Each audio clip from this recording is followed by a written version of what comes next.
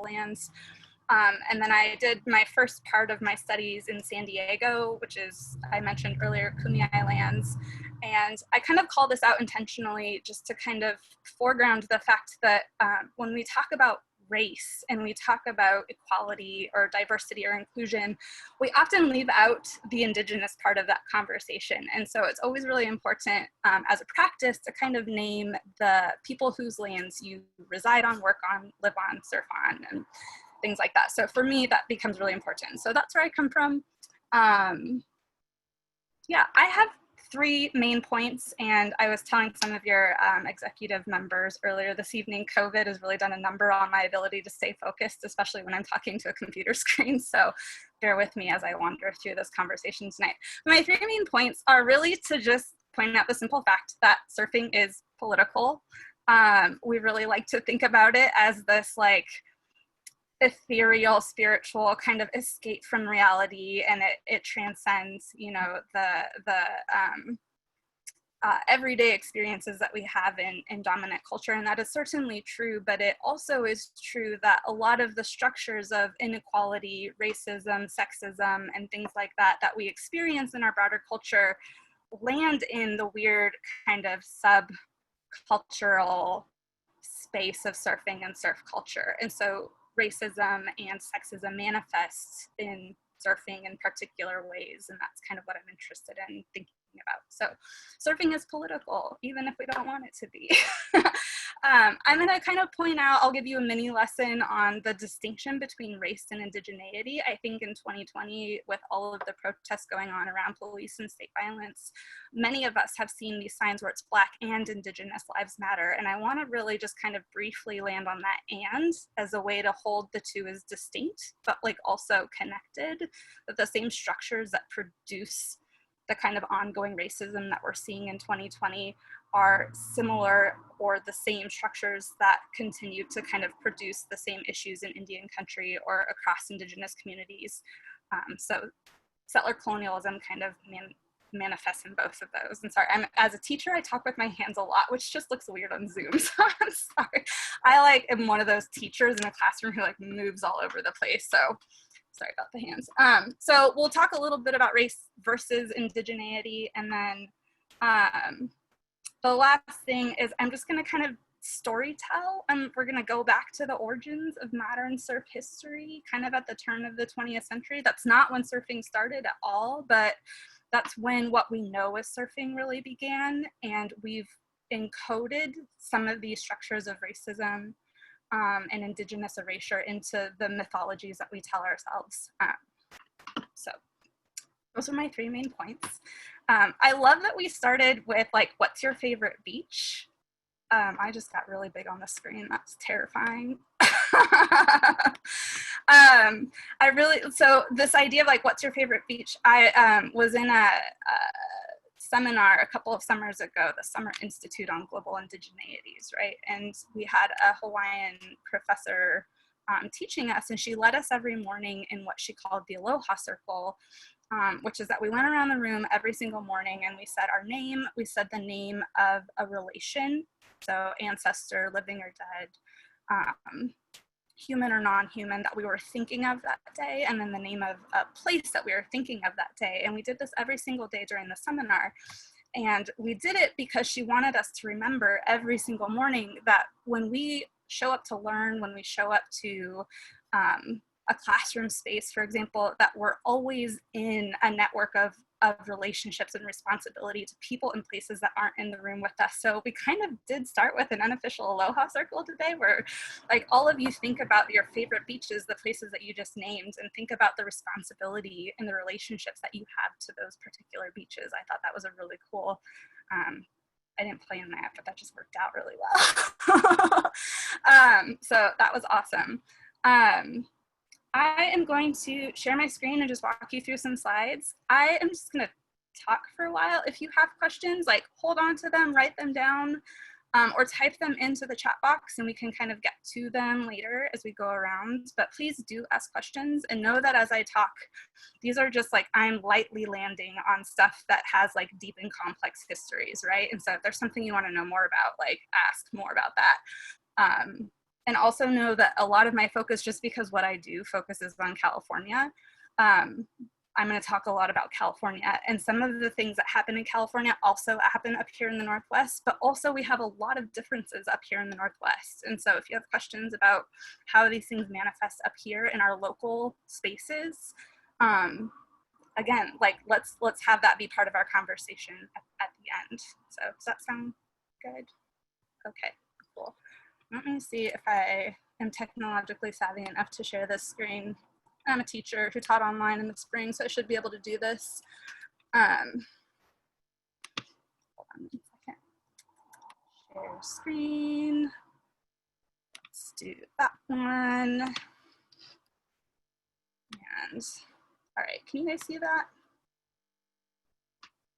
Call, I can see you. Can you give me a thumbs up if you can see that? Okay, great. We can see it. It looks great. Oh, thank you. Yes, okay. So this has been a weird year. I remember, so this might be too much information, but in January, I came home from celebrating Christmas with my family. I think my dad is weirdly on here, hi Dad. And my adorable nephews, whom we spent Christmas with, gave me lice. I've never had lice before. I don't know if you can see this hair, it's a lot of hair.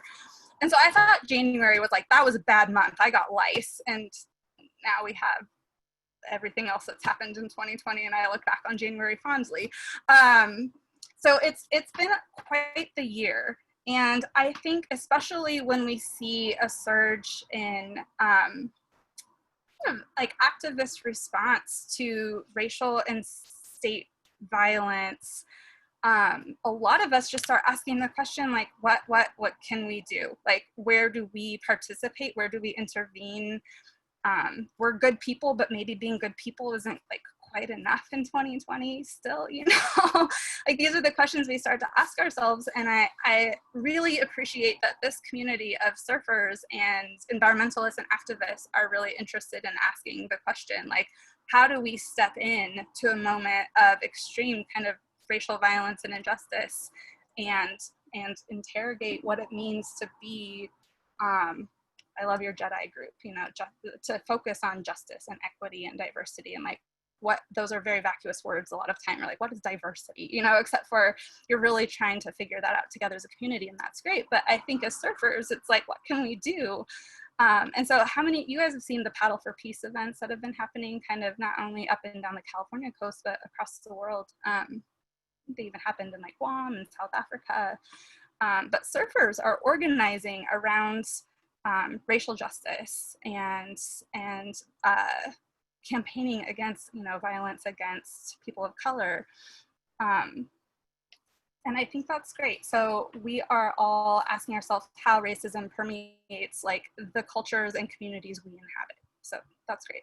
So I kind of want to talk a little bit about our own origin stories, pop mythologies, and race. The paddle out is really cool. Has anyone done a paddle out before or participated in any of these in 2020? I guess I can't see you. Yeah, okay, there's a hand. So paddle outs actually have Indigenous roots, right? And I think one of the recurring themes of talking with you all is like a lot of surfing goes back to Hawaiian Indigenous practices, but paddle outs are memorial services typically. And so in paddling out, it's a moment of activism and protest, but it's also reconnecting to an Indigenous practice. Whether we're aware of it or not is a different question, but I would just kind of wanted to feature that here. So I, as a grad student who also surfs, have entered this funny little field of critical surf studies, right? Which is really just a group of surfers like David and Chase and me who were scholars, but we're surfers. And we noticed that the stuff that we study, as this says in the academy, whether it's race, gender, indigeneity, empire, it kind of plays out in its own unique way. So we academics in our funny little ivory towers started publishing books about surfing and studying surfing across disciplines, right? So these are disciplines of political science and disciplines of gender and sexuality studies and Indigenous studies and history. And all of these academics kind of got together and decided like, all of this stuff manifests in surfing, and we're gonna write about it and study it and like think about how it plays out, and how to bring what we do in the academy to communities like this, right? And so these are a snapshot of texts that have been written over the years. Empire and Waves is a political history, as it says, but it kind of studies the entanglement of surfing with the expansion of empire across the Pacific and the expansion of like capitalism and globalism across the Pacific in the 20th century. His book is great. I recommend reading all of these. His book leaves out gender, so that's why we get Surfer Girls in the New World Order by Krista Comer is a kind of response in a way to that. And so Krista Comer, who's a professor of English and Gender Studies at Rice University, wrote all about the entanglement of surfing, sexism, and globalization at the end of the 20th century. And both of those books leave out indigeneity entirely. So you have Isaiah Walker's book, Waves of Resistance, Surfing and History in the 20th, 21st century. And he really gets into the, a little bit of what I'm going to talk about later and what I know about this I learned from his book. So Isaiah Walker is a Hawaiian historian, and I highly recommend Waves of Resistance. And then enough scholars got together. They published the Critical Surf Studies Reader in 2017, and that's like a whole collection of scholars who are writing about surfing. So all these things I recommend checking out if you're interested in like the way surfing gets intellectualized. I'm really glad David and Chase are here actually, because last year they helped organize the very first Surf Studies conference at San Diego State University, and I just kind of wanted to shout it out that a lot of us got together and thought about not only like how do we intellectualize surfing and race and all of that, but like how do we connect it to communities like Surfrider? How do we bring public and academic audiences together? How do we make this an activist work? How do we make this a community-based work? So that's a little bit about surf studies.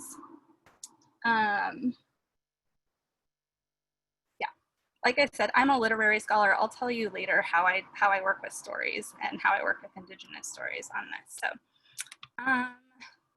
but one of the things I do, and one of the things we all do, is like we're researchers. We're really nerdy. We spend a lot of time in front of books and like in libraries, and so we learn to notice small things and we learn to ask questions. And so, again, not in physical form, but Andy Neebles is contemporary longboard pro. I think he won the Vans Duct Tape Longboarding Pro like a couple years in a row. So he's hot longboarding stuff right now if you kind of follow professional longboarding. And if you notice in his profile here, it just says Ahashiman Nation. That's it. That's the only thing it says in his profile. And this is his Instagram profile. And he's got almost 20,000 followers. This picture was actually taken like 2 years ago, so he's probably definitely got more than 20,000 followers now because he's won more awards since then. Ahashiman Nation is a federally and state unrecognized tribe, like an unrecognized California tribe, whose ancestral lands and waters are Dana Point and San Onofre.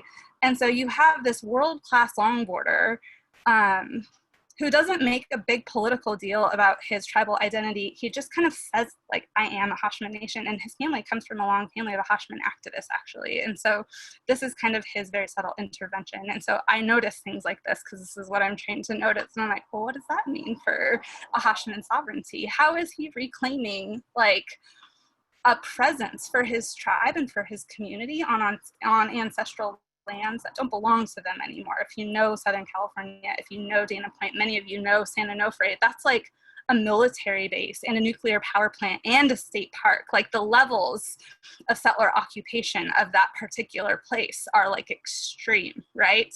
And here he is like a Ahashiman, like dominating the waves. And so I think that's really interesting, and I spend a lot of my work thinking about like what are the implications of that for Indigenous sovereignty, for example. So that's kind of what I do when it comes to Indigenous surf studies more generally. We kind of talked a little bit about this earlier. I mentioned that in a lot of the protests here in 2020, you're hearing like Black and Indigenous lives matter, right? And I kind of just threw up a few quotes here and images here with the artists who created them. This is a really important distinction to maintain, but it's also really important to hold Black and Indigenous communities together because the structures of settler colonialism and the structures of racism really affect both communities, right? And so this is something that's kind of complicated to unpack, and I'm just going to do a really brief version of it. Race is the construction of identity that defines white and non-white bodies for the purpose of, you know, this is a really, really general observation, the devaluing lives of non-white bodies, which is to say that the establishment of the United States and the establishment of other settler states really relies on kind of the disenfranchisement of particular groups of people for the purposes of maintaining political power, right? And that certainly includes Indigenous peoples, but indigeneity is a separate category because Indigenous peoples maintain ancestral connections to land and place. So I hope that makes sense. Please ask me more questions about this if that doesn't make sense. These are really like, we could do some significant deep dives in here, but I'm kind of pointing this out because really I'm an Indigenous scholar and I can talk about race as it relates to Indigenous issues. And it's really hot. So I kind of just want to point this out. Let's see. And then the reason race and indigeneity feels important to define is because when you get back to the origins of modern surf culture, they become entwined and entangled. And then we see those two kind of entanglements get pushed forward in the stories we tell ourselves about modern surf culture. And so surfing is an Indigenous practice. I think most of us know that it kind of originated in the Hawaiian Islands and in Polynesia.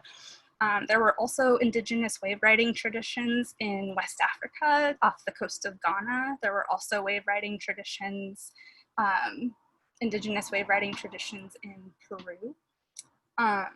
And so wave riding is a traditional practice. Actually, in California, there's a couple of, we don't have wave riding traditions in California in Indigenous communities, but they were canoe builders, and they would ride the canoes in the waves too. So anyways, but it's an Indigenous practice, and it was documented by the first folks who arrived in the Pacific.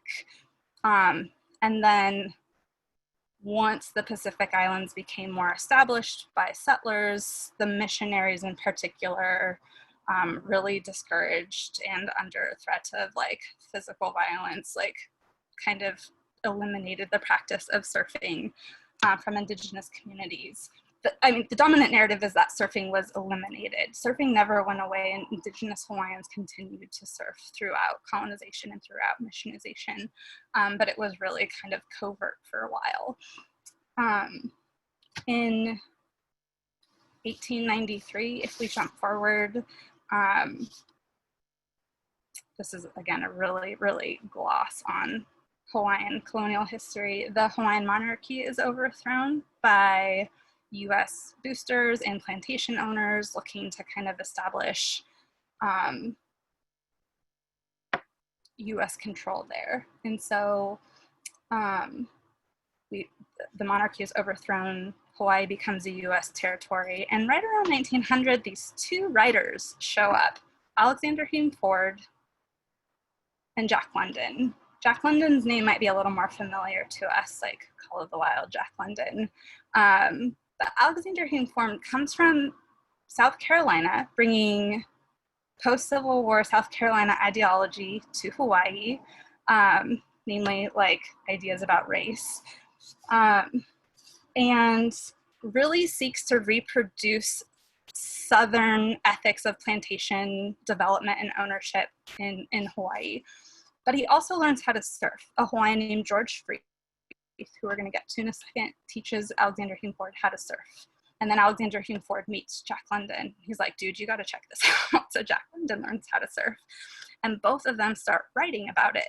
And they write about it for major US journalists, like journals. So you've got The Atlantic, you've got Women's Home Journal, which is a wildly popular journal back then, and was read across the nation. And so they start producing these stories about surfing that incite the American public to become interested in what surfing's all about. So people start traveling to Hawaii, but eventually mostly to California. But Alexander Kingford, it's all the rage to him. He thinks it's like the best thing. And Jack London, you know, writes about it, not in Indigenous terms of like collaboration and collegiality, but in like dominating the waves, right? Jack London's like, go strip off your clothes, they're a nuisance in this mellow climb and get in and wrestle with the sea, right? Like he's got this really kind of aggressive, dominating spirit about surfing. And you can kind of see the first like departure from what surfing is for Indigenous Hawaiians, which is more of a, again, communal activity. There are Hawaiian Indigenous hierarchies within surfing, but it's a very collaborative, men and women surf together, they share waves. It's for pleasure and leisure. And here's Jack London representing it a little bit differently, as in like, let's go aggro and dominate the ocean and master the waves, right? And so this is like the first inkling that you get of this kind of transition from what surfing is to Indigenous Hawaiians or Kanaka Maoli to Americans. And so, again, Ford's like stoked on surfing, and he goes and establishes the Outrigger Canoe Club, which if you've been to Hawaii and if you've been to Waikiki Beach, you know it's still around. But when it was established, he established it as a whites only club, and it was a surfing club and it was an outrigger canoe club.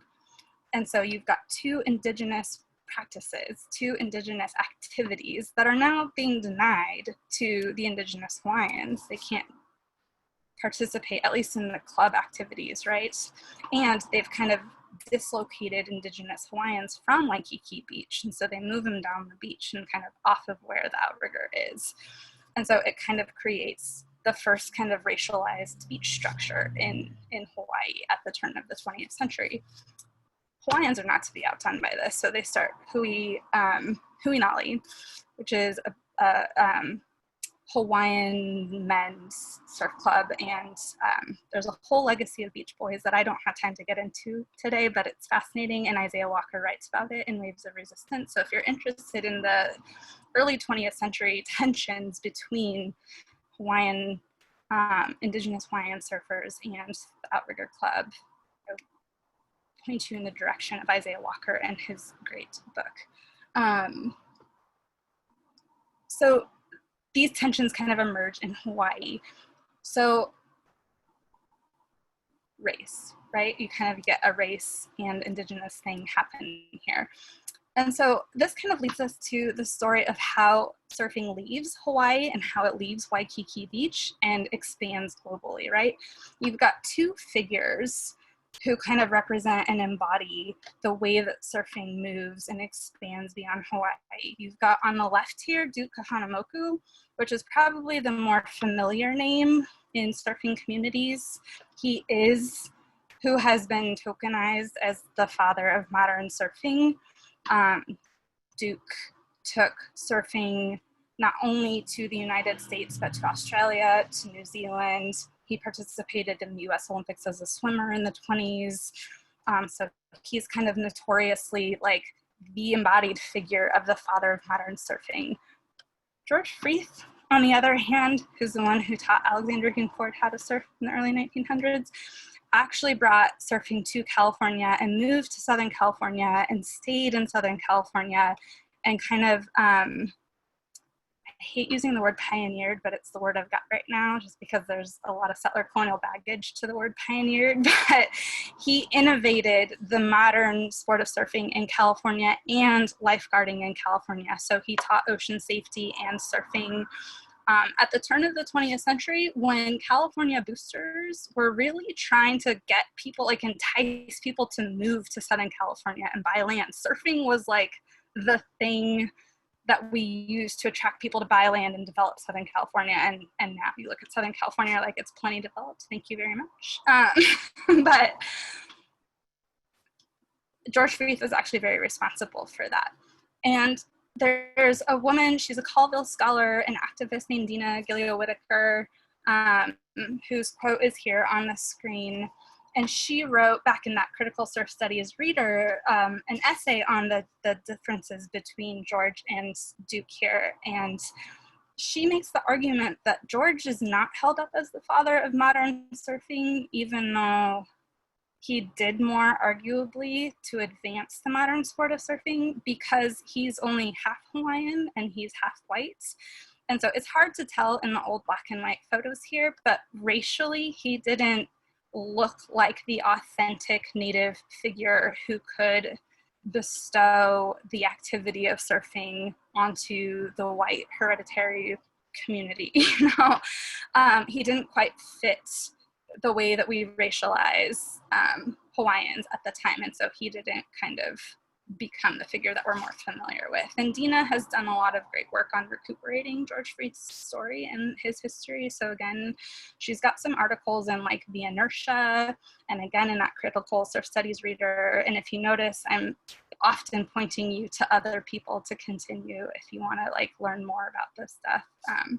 And both Isaiah and Dina are Indigenous scholars, and I think it's important to read the work of Indigenous people. So there's that.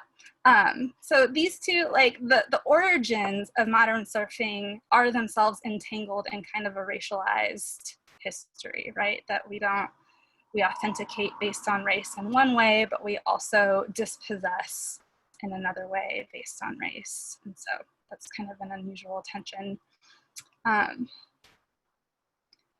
And then we get to our like, surfing takes off from there, and especially in California, and everyone that I can see on the screen is smiling, like, you know, at least one of these film references, right? Like, we all know these stories, and in a lot of ways, they're beloved classics, right?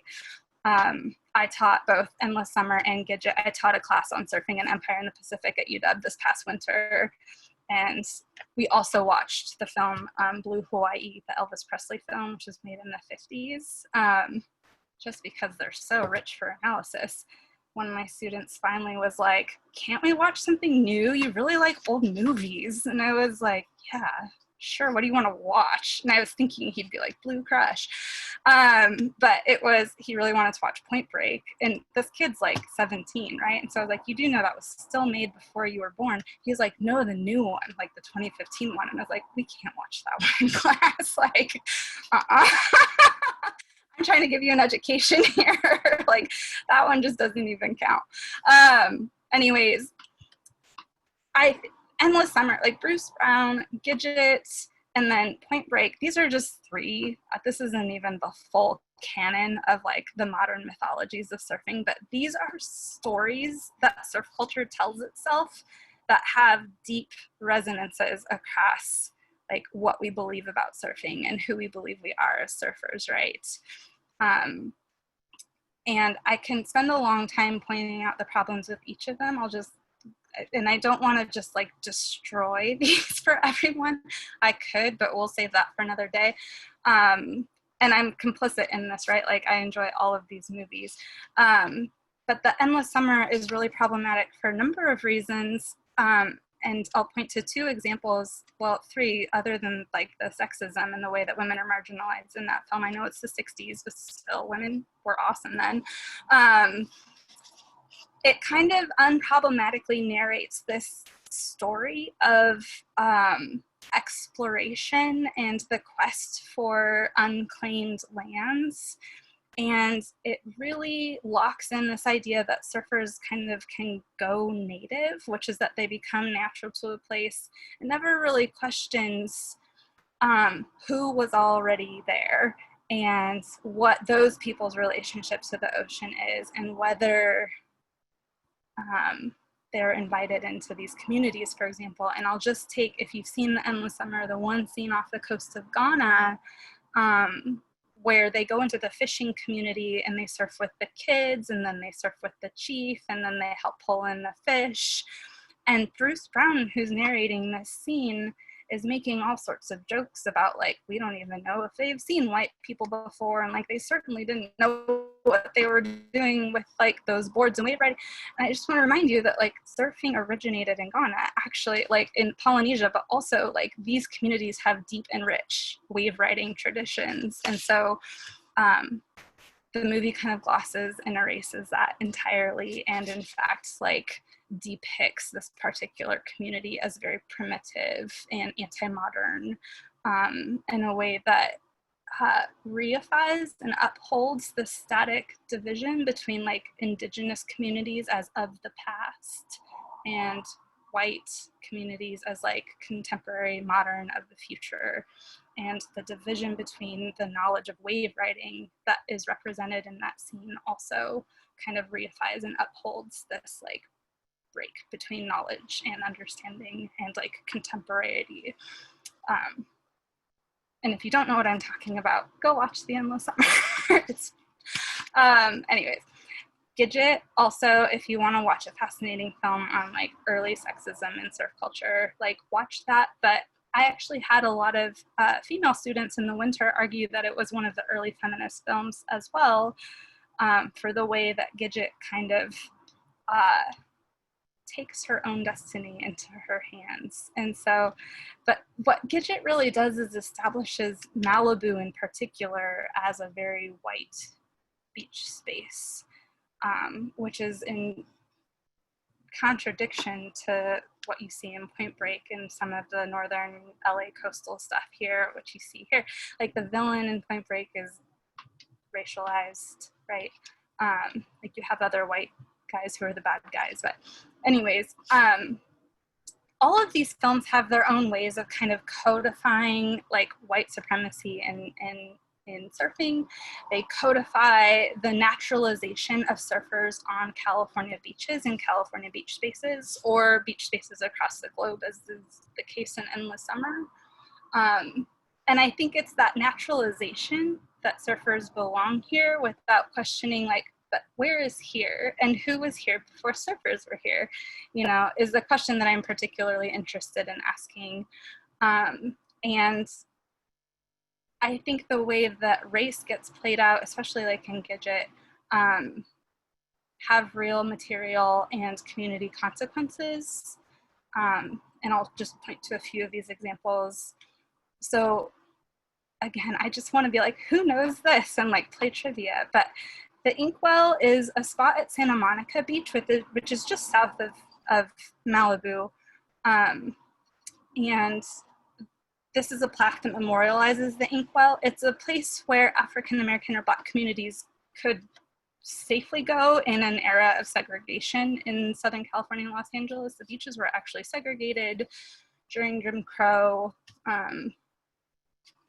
It wasn't safe for people of color to really go to the beach unless it was the Inkwell, and it was kind of a community effort to police and protect each other in this one particular place. And so it's memorialized now. The quote on the screen is just pulled out of the plaque here. Just African-American groups from Santa Monica, Venice, and Los Angeles as early as the 20s and through the end of Jim Crow in the 50s preferred to enjoy the sun and surf here because they encountered less racial harassment than at other Southland beaches. And so what some of those mythologies and early narratives erase is the fact that there were racial politics being enacted in those places at that time. Another thing that those stories about surfing erase is that surfing in Southern California especially has a long kind of dark underbelly history of anti-Semitism in addition to racism. And so last September, there's a New York Times article that came out by Daniel Duane. So it's this article here, The Long Strange Tale of California Surf Nazi.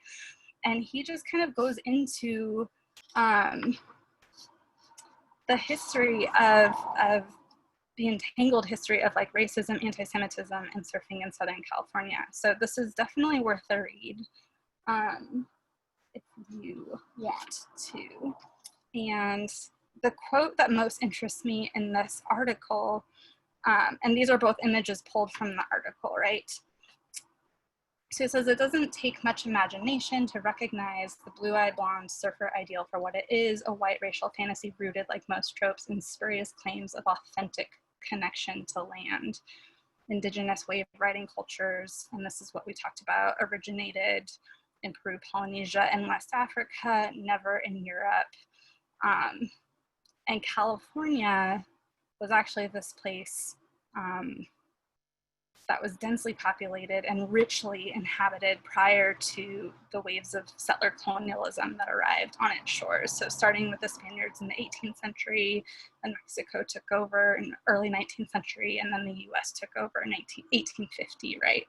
And so between these three waves of settler colonialism in California, the population was decimated. And so this end quote, put another way, nothing about the sport of wave riding or California is, and my screen is covering it, intrinsically white, much less blonde. And so what Daniel Duane here is calling out is really this idea that these myths of the blue-eyed, blonde-haired beach babes, beach bums, is a myth that betrays and underlies a history of segregation and racism.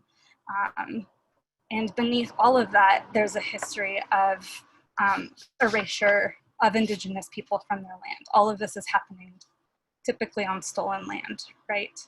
And so there's the many layers.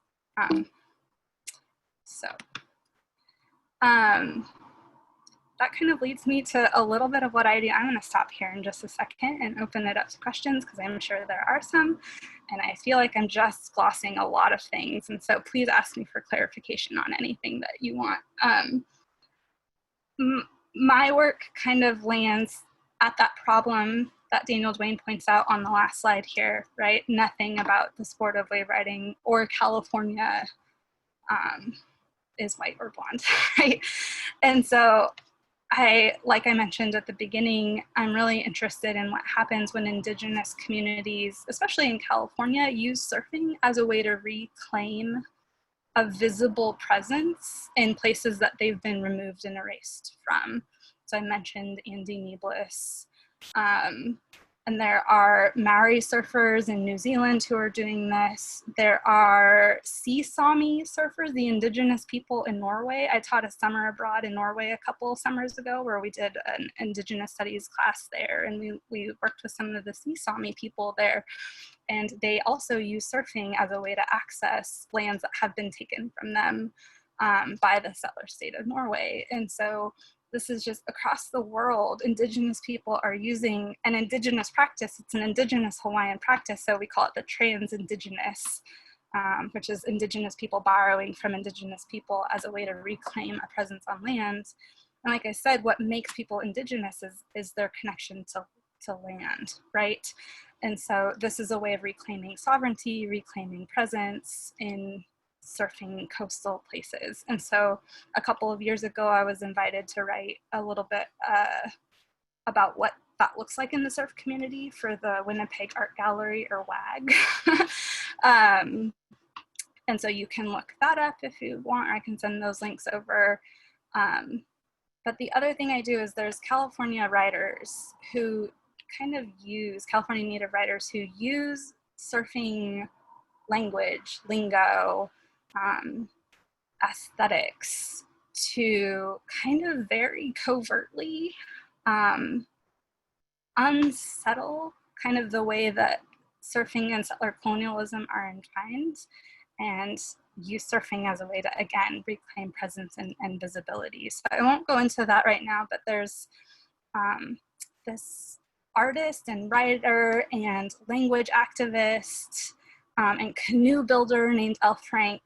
Her full name is Elle Frank Manriquez, but she goes by Elle Frank, and she's a Hashiman in Tonga. So again, she's from the LA Basin region of California. And she's responsible for so there's a map, so Tonga is there, and this is what is now known as LA. She's the first in her community back in the 90s to take ethnographic information about building plank canoes. The Tongva and the Chumash, who are just north of the Tongva, there's interior Chumash, and they're kind of all through here.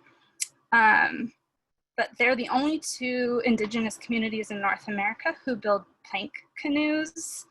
And so they found old ethnographic recordings and like information on how these canoes were constructed. And in the 90s, they set about building the first, what they call a tiat, And so they successfully built several teats, and L. Frank was part of that community. And so this is the first teat that they built, and it's beautiful, and you can see the way that the resin and they use traditional kind of practices for making twine, so it binds the planks together here, and they've got abalone inlay, which is what that close-up is. But she's also a writer, and so every once in a while we'll write these columns for a publication called News from Native California.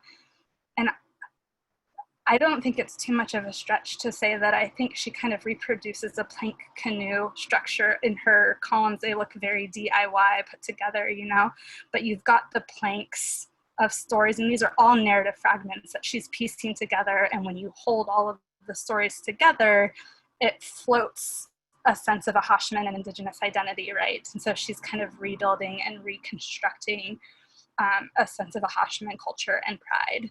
And where this gets interesting for me is one of these columns was about surfing, right? Like, it's not like every California Native person's like, I'm gonna go surf and use surfing to reclaim presence in my homelands and home waters, but like some of them do, and it's sometimes, and it's really cool.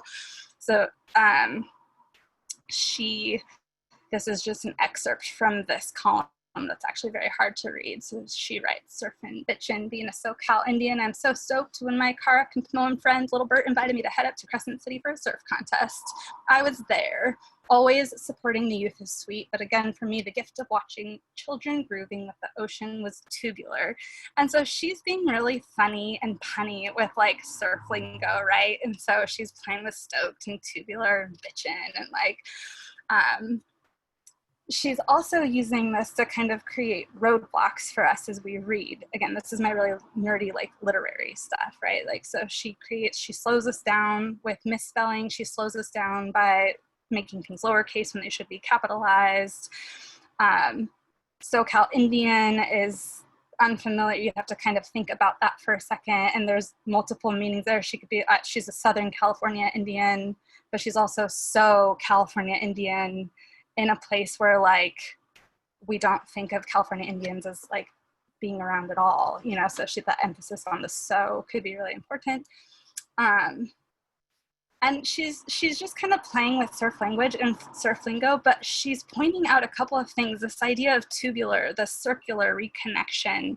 She's reconnecting a sense of indigeneity back to the ocean. She's reconnecting this kid playing in a surf contest with like connecting to ancestral homelands and waters. And that's really cool for her. She's in her 60s to see a young Indigenous person making these sorts of connections again. And she goes on, and you know, I'll stop now because of time, but she misspells privilege in a way that is punning on the term village. And so she's talking about like, Bert's there at a surf contest, like I've shown up, he's got 2 loving parents, he's got a surf mentor. Here's this California Indigenous kid who like, California Indians were almost gone. Like they almost didn't survive settler colonialism. And now he's got community, he's got a village, you know, they're with him. And this is all kind of taking place at the beach in a surf contest of all things, you know, and like survival kind of happens any way it can. And so, yeah, this is the sort of stuff I end up thinking about a lot. I'm going to stop there and let you all ask questions. I realize that really meandered a lot. There's the history between race and indigeneity and the way that those get entangled. I'd love to talk more about if you have questions about it. Again, I'm an Indigenous studies scholar, so that's where I kind of gravitate towards, but I think they're very closely related. So please tell me what questions you have and what I can explain more and like where you want to go in a more nuanced way. Yeah, that's a lot. Well, thank you, Lydia. I mean, that was really great and a lot of information. Yeah, if anyone wants to shout out any questions or throw them in the chat, we're here. We've got a wrapped audience here, so please let us know.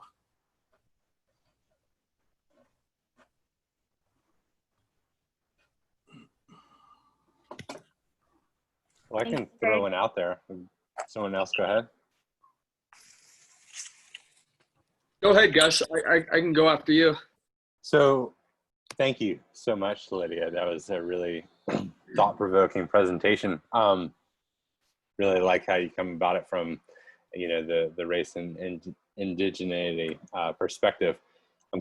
Really, one thing I've been wrestling with in my head is just this maybe relationship with racism and localism.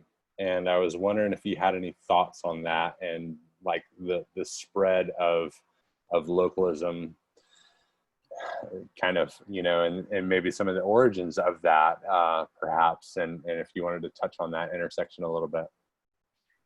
Yeah, that's a great question. I meant to talk about it when I had the slide up of Mickey Dora's picture from that Daniel Dwayne article. Mickey Dora really innovated the concept of localism. And let's just be really clear that he was a Nazi. So if that says anything about the relationship between localism and owning the rights to be at a particular beach, again, from where I come from, I understand the impulse to be like, this is where I surf every morning. This is the community I've built. This is the place I know, I get that. But I think the question always becomes like, where are you? Like, whose land are you actually on? Whose waters are you actually on? And I think what that question accomplishes, whether you know the concrete answer or not, is it unsettles feelings of ownership and priority. And it opens up the opportunity for you to think that you are actually, whether it is acknowledged or not by state or federal levels of recognition, you're on somebody else's lands and waters. You always are on somebody else's lands and waters.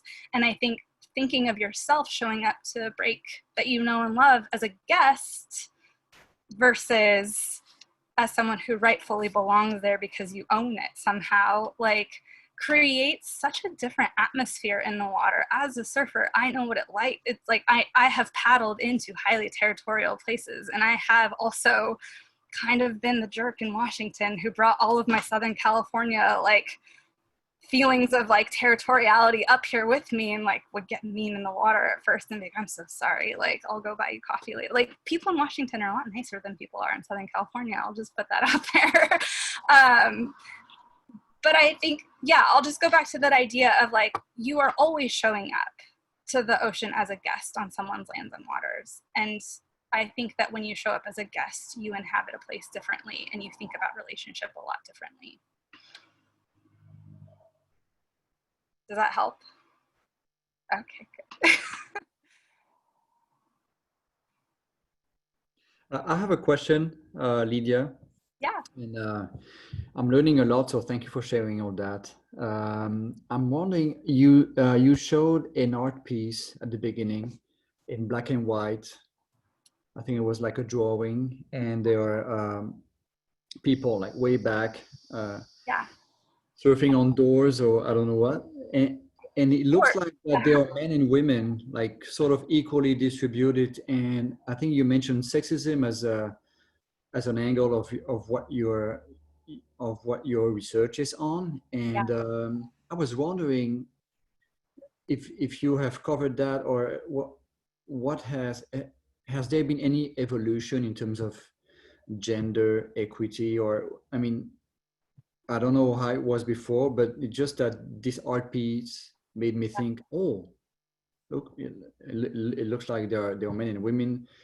Today in the water, there are 99% of men in the water, and it's very much, a sport oh, we are men, we are strong, we go out and it's big and we like it, and it's and just, I don't know, I just wonder whether that has always been the case, or like a man practice, or the men, they go hunt and they go surfing as well, and that was just reserved for the men or not. So I was just curious about that.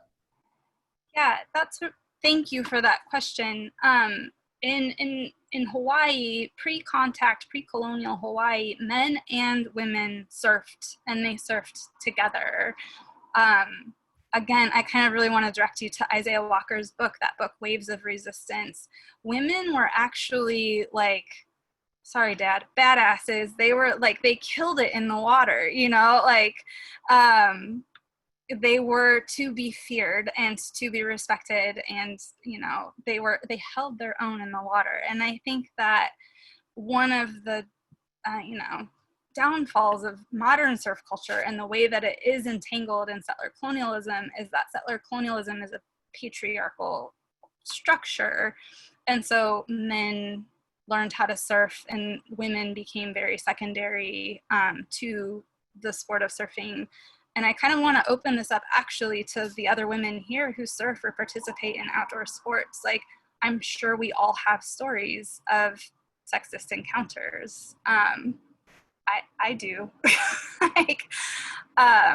And so I don't want to speak for all of us, but I will tell you that being a woman in surfing is not the same now as it was, which isn't to like glorify pre-colonial days all the time, but like, yeah, it's definitely changed. And the shift is because Hawaii was, oh, that's a really good question. Yeah, Hawaii saw men and women as complementary to each other rather than men as peak and women as not. Okay, so what you're saying is that there's been an evolution towards differentiation into who goes surfing and who does not go surfing. There was, and I would say now, again, I want to kind of leave space for other women in this group to say something to this. So it's not just me talking for all women, but I think we've been working pretty hard to create a more equal and balanced space in the water. Again, it's an uphill battle.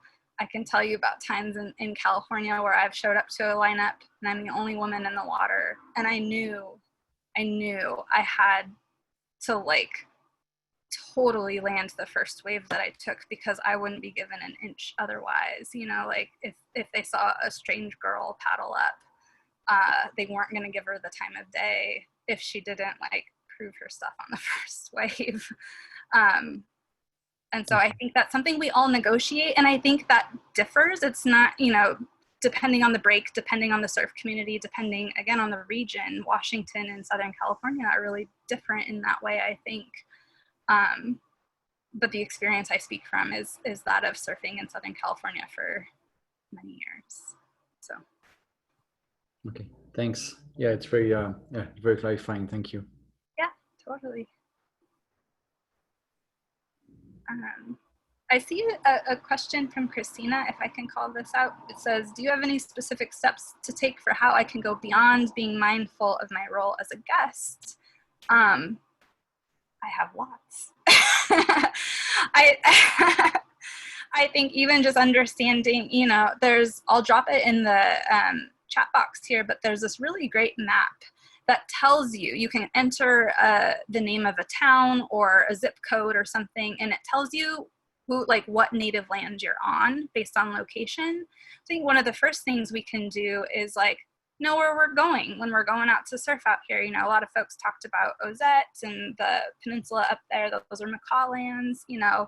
I mentioned Crescent Bay, that's Lower Elwha Sklallam tribe. There's actually a few different Sklallam tribes. There's, Jamestown and Port Campbell and then Lower Elwha. And it's so the first thing you can do is where are you going? And then you can type that into this really cool map and find out whose land you're actually on, and then educating yourself on where it is you're going and whose lands and waters those are is always a really good first step, just so that you know. And then oftentimes tribes will have initiatives that non-native people can participate in. I know, how many of you have heard of Real Rent Duwamish, for example? Anyone? Okay, so Seattle is on Duwamish lands traditionally.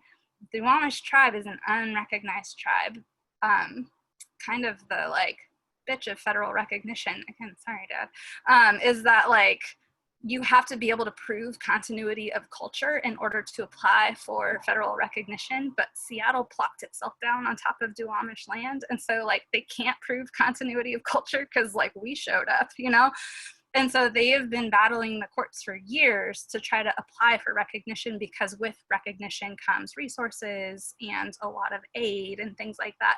So there is a nonprofit that they helped set up in the meantime called Real Rent Duwamish, and people who live in Seattle can make monthly or yearly donations to Real Rent, and it's like you pay rent to the Duwamish. You're living on their land, you know?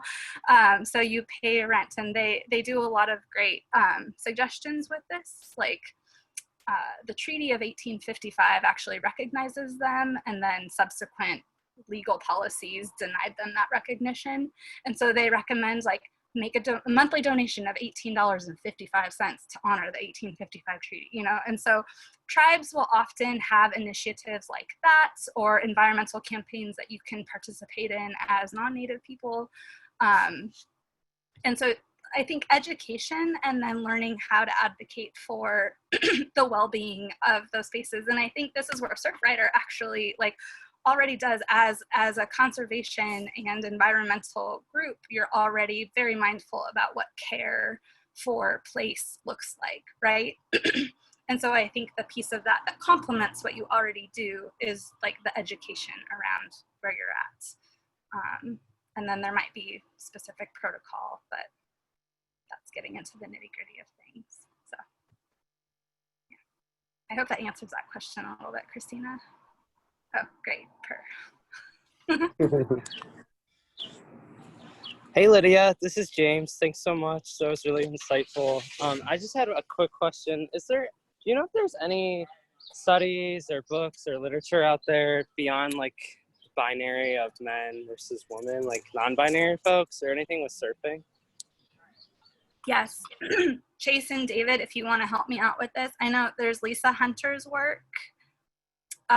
They are a queer scholar in Australia, New Zealand, perhaps. But look up Lisa Hunter's work. They do really good work on like sexuality and gender in surf studies and in surfing cultures. And so they've got good stuff. And they've got an essay in that Critical Surf Studies reader. Wonderful. Thank you. Interested. But yeah, there's a lot of really, really good work being done around like communities of color and queer communities in surfing culture. Brown Girl Surf and Black Girl Surf are community organizations down in California that focus on not only race and indigeneity, but gender and sexuality as well. So I would definitely check out, there's the Latinx Surf Club in Los Angeles, who's also doing a lot of that work too. Some of their members are focusing on ways, like there's a lot of really good conversations around accessibility and presence in all of this. So yeah. Wow, thank you so much. So we have about 5 minutes left. If there is perhaps one more question, we could take that. We do have a few quick updates we want to talk about that are just an event coming up. But if there is any other question, I think we can make a few minutes for that. Yeah, I'd like to, hopefully a question comes out of this. My head's kind of spinning. Thought that was, gosh, really informative. And I was fortunate enough to get a little sneak preview in earlier conversations with Lydia. And this exceeded expectations and beyond. I think it gives us all a lot of work to do, and really appreciate you sharing the resources. You know, some surf books, I thought I'd read a lot of them, but certainly some in there that I had not heard of. So really enjoying this process. Thanks. I just had one question, also being from California, Northern California, moving up to Washington. Kind of I guess my question is how, you know, maybe the language, so when in Washington, you know, a lot of the surf breaks, or you know, a handful are on acknowledged tribal land, and so the language of talking about surf, you know, you're saying macaw, you're saying, you know, Quileute and Quinault and all these other. And so I'm wondering if you think that leads to some different level of awareness, or if it's just, the words are different, but there still isn't that. And so I guess the larger question is like the language piece I'm particularly interested in, and how that plays into the politics, but then also just kind of the cultural stuff that you're talking about. Totally. That's a really good question.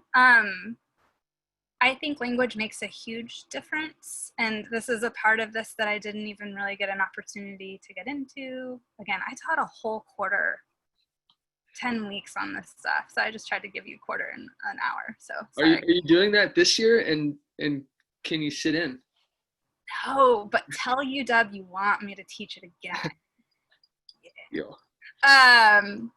So one of the tactics of settler colonialism that like settler states use to dispossess Native people of their land is that they rename things, right? This was not an empty continent when people showed up. This was not an unnamed place and an uninhabited place when Europeans showed up, right? But one of the ways that we continued to erase and eliminate Native people from these places was to like ignore the old names and just give everything new names. And so we have like Mount Rainier, but a lot of people call it Tahoma, which was the Coast Salish term for, Mount Rainier. And so you've got these two kind of.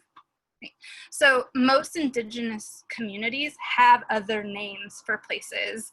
And also like with regards to what you're saying, like I'm saying Macaw, I'm saying Quileute, I'm saying Lower Elwha, like naming that affirms their existence when often popular discourse does not. And so we can call it Nia Bay, we can call it La Push, we can call it Crescent Bay. And that's what we call it because that's what it's named on our maps. But they have other names, and those lands belong traditionally and ancestrally to other communities. And so I do this kind of intentionally and as a little bit of a political move to foreground that idea that other communities also lay claim to these places, and it's important to name and affirm that. And so that's just a practice I like to get into. It's a practice I encourage everyone to get into. There's a really great Instagram feed, actually. It's like really cool and easy to follow. And it kind of like affirms this practice. It's called Indigenous Geotags. I'll just drop this in here. I think I just sent that as a private message. Okay, Casey, do you want to just send that out to everyone? I don't know why that went to only Casey, sorry. Anyways, I'll retype that. The owner of Indigenous Geotags goes through and renames public lands. So he goes through national parks, he goes through state parks, and he gives them their ancestral or tribal names and then teaches you a little bit about the indigenous history of each place. It's a really cool feed. You can kind of go back through and see like Yellowstone National Park. Well, who lived at Yellowstone and like what's the history there? And it's kind of a process of through language call on erasing indigenous presence in North America and beyond, right? Because language is one of the tools that we use to erase indigenous peoples often, It's a tool we use to like ourselves, this is a whole other thing, but like surfers really like to go native or like naturalize ourselves to certain places. So you hear a lot of surfers calling themselves members of a tribe or like, a lot of the surf competitions in Southern California, it's like the meeting of the tribes and stuff. And like being local is really important to a lot of surfers, but that also kind of is another level of erasure of the people who were local there before that. So yes, naming is important because it affirms presence and it affirms connection and belonging. Cool. No, thank you so much. Drew's probably going to kill me here, but I have more questions. There was one, so I guess I'd just love to get your take. There's a pretty unique situation, at Point Grenville in Washington on the Quinault land, and they closed the surf spot to outsiders. I think that's I assume that's still the case. But are there any other examples of that? And like what are seems like that's a pretty kind of strong message around indigeneity in place. And so I'm just curious, I guess, your take kind of on that. Yeah, I don't know of any like specific examples of that. That's a really, really big one though. I think I might have told you this when we were talking on the phone originally. As a Southern California moving to Washington, like I knew I was coming up here. So the very first thing I did was like looked at a map of Washington's coast and looked for point breaks. And I was like, oh, there's a good one. And it's on the Quinault Reservation. And then I found out the Quinault Reservation is not accessible to non-tribal members. And I was like, but also that's really cool that they're enacting sovereignty in a way that like protects their lands and waters. And so I was like, oh, that's cool. And I understand that, but also like, that's a really cool looking point break. But COVID has done this to Lapush or, you know, to the Quileute and to the Makah reservations in a way that, you know, stymies surfers and ocean lovers a little bit right now in 2020, where in order to protect their communities, they've closed their reservation borders to non-tribal members. And these are some of, you know, the local favorite surf spots. Although maybe not after listening to all of you, I've got some other ideas on where to go surfing now. But yeah, that's the only other example I can think of, Call, is like we haven't seen surfers specifically denied access to places because people are maintaining, you know, sovereign boundaries. But right now, because of COVID, we are, and it's cool to see them use sovereignty that way to protect their community. And I think it also kind of makes us as a surfing community or an outdoor community bump up against tribal sovereignty in a really provocative way. Totally. Yeah, that was going to be a follow-up. So yeah, appreciate you making that connection. Yeah, very relevant, I'm sure, on a lot of people's minds right now. So. And if I could just add really quick, and this is probably a topic for a longer conversation call that I'd be happy to chat with you further on, but my understanding, based on conversations that I've had, is that a lot of people think that it was in response to some bad apples or characters who were in the surfing community at Point Grenville, but the stories that I've heard are actually it was private land in holdings by white people on the reservation there, and it was in response to those people and wanting to deny beach access to those people on that area, not necessarily in response to the surfing community. So there's a book called Reclaiming the Reservation by Sasha Harmon. I'm typing it into the text box right now, but it goes through the legal history of the beach closure there at Quinault. It just came out through the University of Washington Press a year or so ago. And I was working at the press when we were deciding the cover image to use for this book, actually. And like, I think I told Call this, like, we're sitting there looking at all these like aerial views of the Quinault beach and all of the waves wrapping around this point break and these like potential cover images. And I'm like, look at that beautiful point break. This is what I was talking about. Anyways, that's just a side story. Like, they are really good, but the book really gets into the history of the politics of why that beach closed. So I'm Reclaiming the Reservation by Sasha Harmon. Cool. Thank you so much. And thanks for adding there, Gus. Yeah, I just think it's a fascinating story. So look forward to checking out the book. And I guess this is a good time to say, I know there's some chatter in the chat there.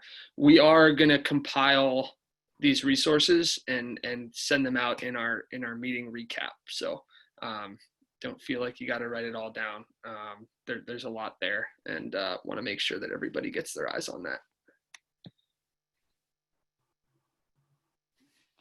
Cool. Well, again, thank you, Lydia. I really appreciate that.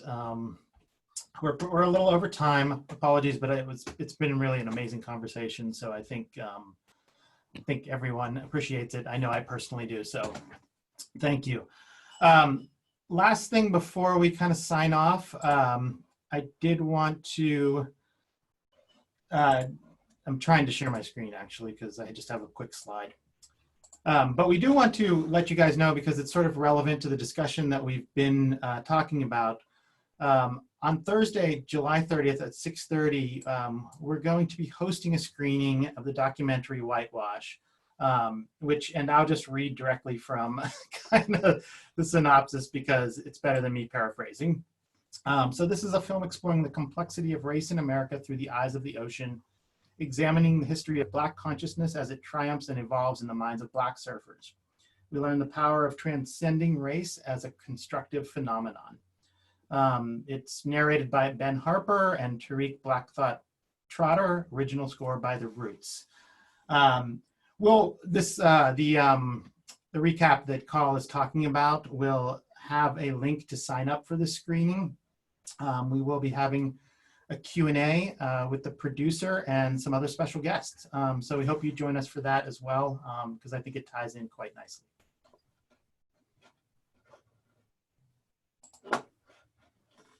And I guess with that, if does anyone else have any other comments before we leave?